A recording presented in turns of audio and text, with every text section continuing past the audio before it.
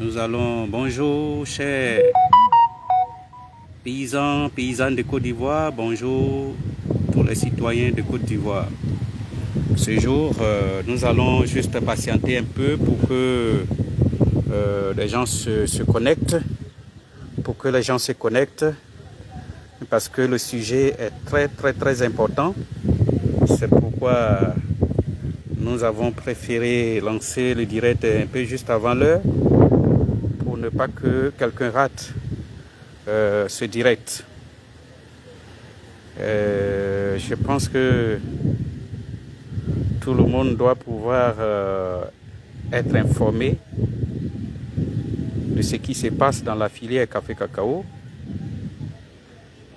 et de ce qui va se passer également dans les jours à venir. Nous allons commencer exactement à 13h00 dans une minute. Dans une minute, nous allons démarrer.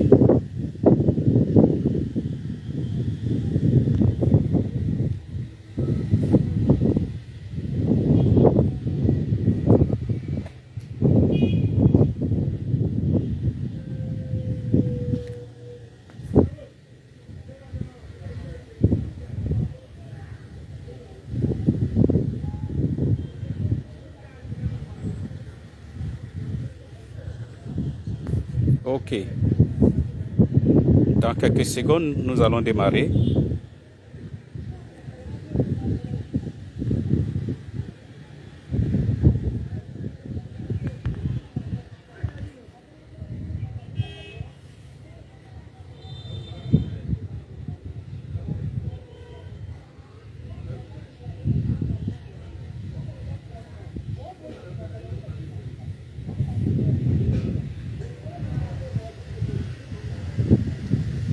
Bonjour, Monsieur Kwaku Jean.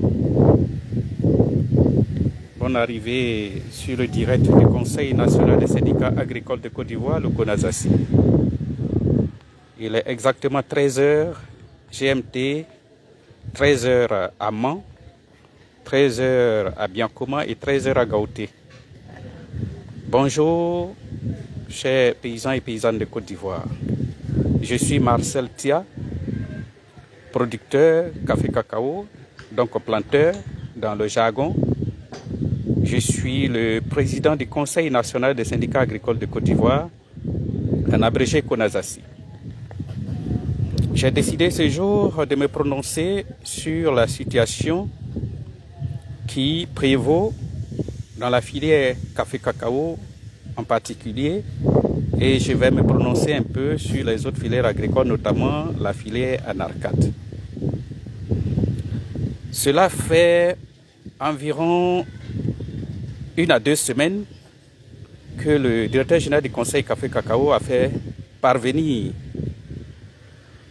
une note qu'il a adressée à tous les exportateurs, acheteurs coopératives, café-cacao de Côte d'Ivoire, les menaçant de sanctions si jamais ils continuaient de surpayer le cacao aux paysans de Côte d'Ivoire.